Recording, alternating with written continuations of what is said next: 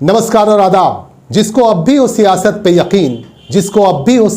यकीन, उसको ये मुल्क दिखाया जाए। मैं हूं संजय सिन्हा, आप देख रहे हैं खास बात India, sponsored by Mahi banquet hall, निघा मैरिज हॉल। आज की सबसे बड़ी खबर की तरफ लिए चलते हैं आपको। आज की बड़ी खबर यह है कि 5 राज्यों में विधानसभा चुनाव की तिथियों की घोषणा मुख्य चुनाव आयोग ने कर दी है। मुख्य चुनाव आयुक्त सुनील अरोरा ने तिथियों की घोषणा कर दी और इस फैसले को चुनौती दी है सुप्रीम कोर्ट के एक लॉयर ML शर्मा ने। उन्होंने एक याचिका दाखिल की है सुप्रीम कोर्ट में और उन्होंने कहा है कि 8 चरणों में विधानसभा चुनाव नहीं होना चाहिए। उन्होंने संविधान के अनुच्छेद 14 और 21 का जिक्र किया है और उन्होंने कहा है कि 8 चरणों में चुनाव कराना संविधान के खिलाफ है। इस तरह की बातें वरिष्ठ वकील ML शर्मा ने कही है, लेकिन अभी तक सुप्रीम कोर्ट की तरफ से कुछ भी जवाब नहीं आया है। इस पर किस तरह की सुनवाई होती है, क्या रिजल्ट आता है, यह फिलहाल देखने वाली बात होगी। लेकिन आपको बता दूं कि पश्चिम बंगाल की मुख्यमंत्री ममता बनर्जी ने भी इस पर सवाल उठाया था। उन्होंने सीधे सीधे कहा था कि केंद्र सरकार और मुख्य चुनाव आयोग की मिलीभगत से 8 चरणों में चुनाव कराया जा रहा है। आपको बता दूं कि इस पर सवाल सबसे पहले ममता बनर्जी ने उठाया था और अब सुप्रीम कोर्ट में एक याचिका भी दाखिल कर दी गई है। अब देखने वाली बात यह होगी कि इस याचिका पर किस तरह का विचार आता है।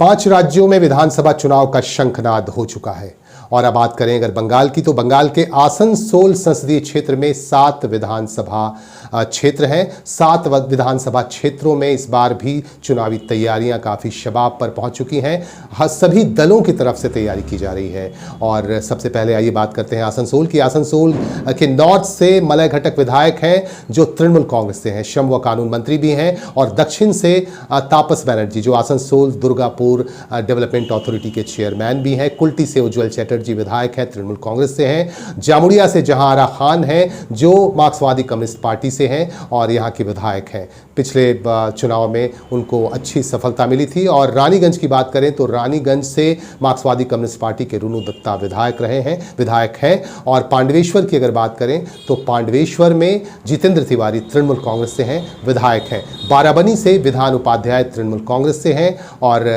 यहाँ से विधायक हैं। 7 विधानसभा सीटों में से 5 तृणमूल कांग्रेस को गया और 5 तृणमूल कांग्रेस के विधायक यहाँ हैं। और इस बार भी क्या इन्हीं चेहरों को उम्मीदवारी मिलेगी, ये कुछ कहा नहीं जा सकता। ये डिपेंड करता है हाईकमान पर। फिलहाल अगर इस बाबत कोई खबर आती है, न्यूज़ आता है तो हम आप तक पहुँचाएंगे, आपको अपडेट ज़रूर करेंगे। आइए एक छोटा सा प्रेजेंटेशन हम आपको दिखाते हैं।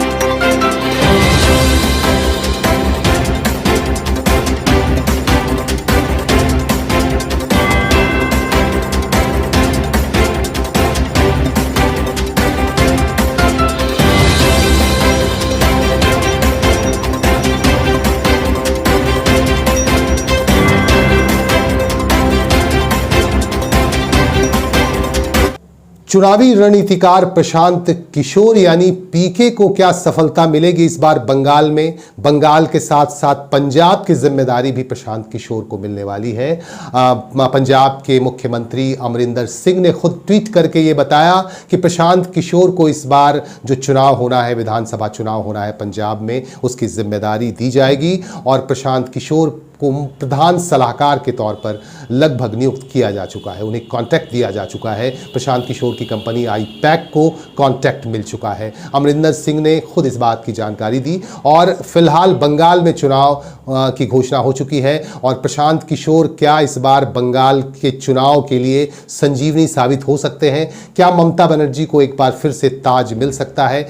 ये तमाम प्रश्न अभी भी निरुत्तर हैं। इसके लिए हमें इंतजार करना पड़ेगा।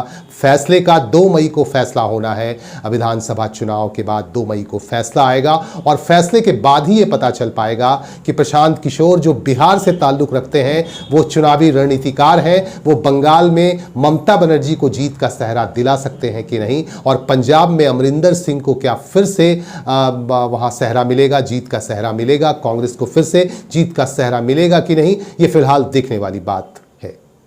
उत्तर प्रदेश की कानपुर पुलिस ने विकास दुबे के 7 मददगारों को गिरफ्तार किया है। उनके साथ काफी मात्रा में असलहे भी बरामद किए गए और ये घातक असलहों के साथ 7 लोगों को गिरफ्तार कर लिया गया है। कानपुर पुलिस को ये बड़ी सफलता मिली है और आपको बता दूं कि विकास दुबे एक बड़ा नाम है, एक बड़े माफिया के तौर पर उन्हें जाना जाता था। हालांकि वह पॉलिटिक्स में भी थे, लेकिन सबसे पहले उनका नाम आता है माफिया के तौर पर, एक बड़े माफिया के तौर पर उन्हें देखा जाता था और पुलिस एनकाउंटर में उनकी मौत भी हो चुकी है। और आज कानपुर पुलिस ने 7 लोगों को, उनके 7 मददगारों को गिरफ्तार किया है और इस मामले में तफ्तीश लगातार जारी है।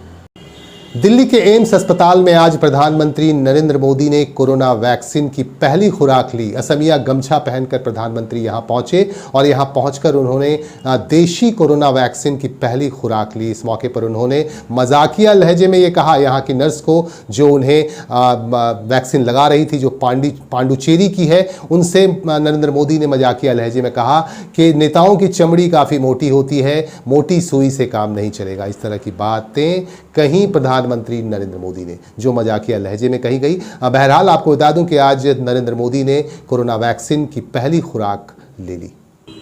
बंगाल में पश्चिम मेदिनीपुर के खड़गपुर टाउन थाने की पुलिस ने आज 7 लाख रुपए के साथ 3 लोगों को गिरफ्तार किया। नाका चेकिंग के दौरान 3 लोगों को गिरफ्तार किया गया जिनके पास से 7 लाख रुपए मिले और इस मामले में तफ्तीश भी की जा रही है कि ये रुपए कहां ले जाए जा रहे थे। हालांकि तीनों व्यवसायियों का कहना है, जो पेशे से व्यवसायी बता रहे हैं, तीनों का कहना है कि ये रुपए भूमि कार्यालय में जमा करने के लिए ले जाए जा रहे थे, लेकिन फिलहाल रुपए को जब्त कर लिया गया है और फिलहाल तफ्तीश की जा रही है। तफ्तीश के बाद ही ये फैसला किया जाएगा कि रुपए वापस दिए जाएं या नहीं।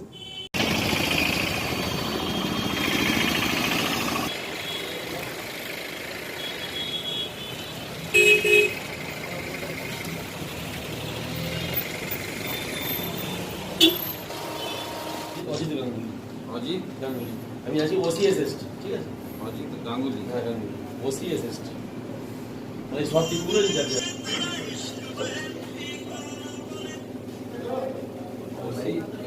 ওসিএসটি কিন্তু অফিসিয়ালি, কিন্তু ম্যাজিস্ট্রেট পরে 5 জনই হয়তো আসবে। ঠিক আছে, 12169।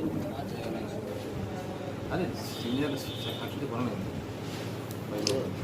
এক্স লয়ার 12 বছর প্র্যাকটিস, 50,000-এর বেশি নিয়ে ঘোরা যাবে না। তাহলে এবারে খেয়াল রাখুন না।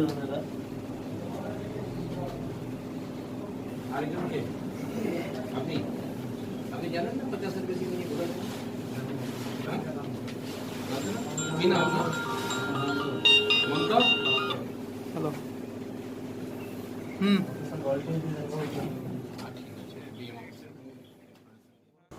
आसनसोल से पुरुलिया जाने वालों की तादाद काफ़ी रहती है। आपको हम ये दृश्य दिखा रहे हैं। ये देखिए आसनसोल के बस स्टैंड का ये दृश्य है और यहाँ से कितनी भीड़ दिख रही है। इन दृश्यों में आप देख सकते हैं कि यहाँ से पुरुलिया जाने वाले लोगों की कितनी भीड़ है।